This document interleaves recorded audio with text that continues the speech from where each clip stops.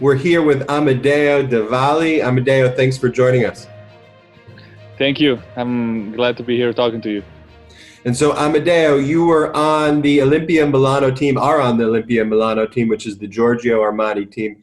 Obviously, the season's been impacted by the coronavirus, the pandemic, and obviously we've seen the images here in the United States of what was happening in Italy, and I think now you're seeing some of those same images of devastation here in the United States. Can you walk us through when the basketball team kind of first realized that there was a problem, and how the coronavirus was brought to your attention?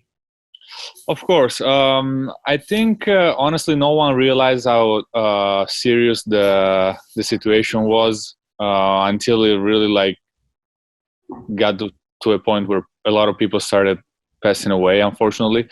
As a team, we were competing in both the Italian league and the Euro League, which is a league that it's made by basically the biggest cities all around Europe, like Madrid, Barcelona, Tel Aviv.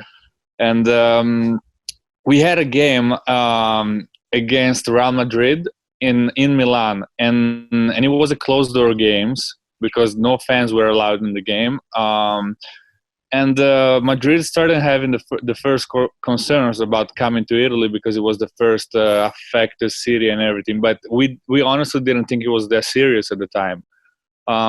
So they came, and after we traveled, next game was in Valencia. And right after the game, obviously also in Spain was a closed door games. And right after the game, a Madrid player got tested positive for COVID.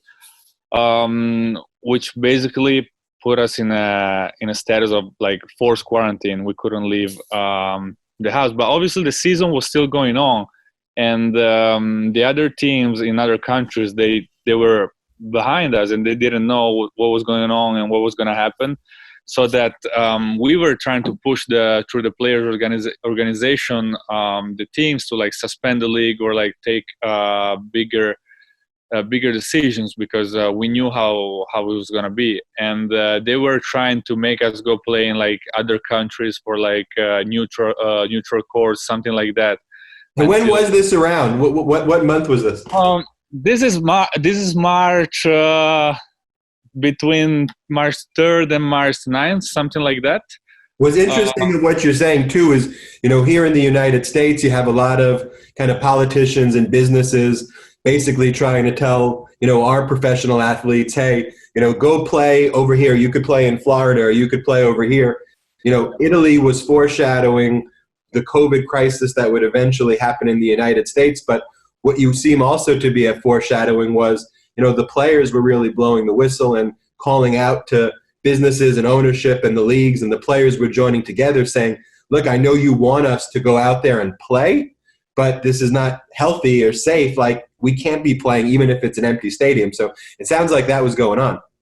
Yeah, honestly, the first point that was brought up by my teammates is that most of them have families, and Italy was obviously on a lockdown as the first country in Europe, and they were very worried that they couldn't come back to Italy or something. It was such a strange situation that no one knew what to expect. So luckily, the day of the game that we were supposed to play against the Greece team, they changed the location to Germany as a neutral court, because they didn't want to come to Milan. And we were we don't want to go there because it's we don't know if we're allowed back, if they're gonna put us somewhere for 14 days, because everything was very early until they finally suspended the league. So for us, we had a big voice, but honestly, none of the other teams or players really understood what was going on. And so when they canceled the league, do they cancel both the Italian Professional League and the European, league competitions at the same time? Well, first of all, they tried to keep them on hold for a while, and then first they canceled the Italian league. The Euro League is actually for now suspended but not canceled.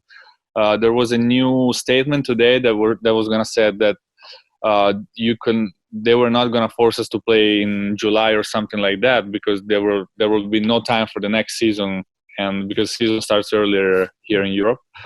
So they have like a month or so to like find a solution. They're trying to. I think they're really considering bringing all teams to a city and playing like a kind of tournament there. But I don't know how you can honestly do that in these circumstances. And so that's what the European League is doing. The Italian League, as far as you know, is canceled until further. The Italian league is canceled. So what are you doing? Well, let me ask you a question too. So you played in those empty stadiums. We hadn't seen here in the United States yet it get to that. The game with the Utah Jazz, was abruptly canceled, and all of our games were canceled. And we were talking about maybe the NCAA, tournament being played in front of no fans. I know, you are an Ohio State legend. And the fans are a major part of the game. What was it like just playing in front of no fans? Was it eerie? Was it strange? Was it business as usual? How would you describe it? Well, honestly, it was very strange. Like, for example, for us, we like your team, like Milan, is a team that's always trying to be in the top 8 of the EuroLeague, and you're about to play Real Madrid, which is a team that always compete to win the title. So you're like the biggest game of basically of the year, with like probably the arena was gonna be sold out for like 12,000 fans and everything, and then you end up with like 0 fans. Like you got the trainer, you got the physiotherapist. That's it. Did it impact the way you played, or you think the team played? I mean, for sure it did, because it was so weird. Like I could even, like, for example, it didn't happen in Milan, but when we went to Valencia in Spain, it was pretty crazy because they had like their staff and everything like almost cheer as they were supporters for the team. So it was like so surreal that, but it was definitely, in my opinion, an advantage for the away team, to be honest, because it's without fans, it's you play with much less pressure. What are you doing now in quarantine life? You staying in shape? You're able to work out? How do you work on that jump shot? Honestly, it's been pretty hard. The first 2 weeks, because I don't know what day it is for me. If I count it, it's like probably like 45 days of quarantine now. So it's a very long time. The first 10 days I was in my apartment in Milan. I didn't have a terrace. I didn't have anything. I was just like running up and down the stairs. But it takes a lot of, it's very mental to try to do that every day. Luckily, I came back home and I have a basket here, a normal basket. I have a gym, a fitness room, so I can honestly stay in shape. It's nothing like being obviously in the gym, but it's also good to stay in shape, to like waste some energy, because otherwise the day is very long. So you're in Alba now, which is about an hour away from Milan. What's it generally like? Are people able to go to stores now with face masks, or are people able to leave their homes? I mean, one of the things that we're looking for here in America is, if the curve, as they call it in Italy, is foreshadowing what's to come here. Have you seen improvements in terms of people going out, or is it still pretty much stuck at home? Well, honestly, there was a time where no one was allowed out, and it was I thought we were pretty good at it. No one was going anywhere except supermarkets and like pharmacies or anything like that. Right now, I think after so many days, I think people are going a little bit slower and slower, not respecting as much the rules. Obviously, they're getting a lot of fines, a lot of police on the streets and everything, but you cannot control all the people, of course. And we had Easter in the meantime, which it was like it's a big deal here in Italy, and it was a very sunny weekend, so people were trying to gather together. But it's not so easy right now to keep people in the house for a longer time. So you have a lot of love here in the United States, a lot of Ohio State fans who remember you on campus, who are now out and about in the work world. Any message you want to send to your fellow Buckeyes who are, here in the United States?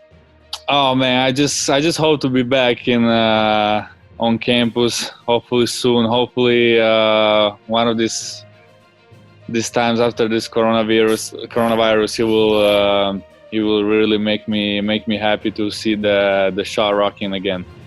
Amedeo, thank you so much for your time. Amedeo in Alba, Italy. Appreciate the interview.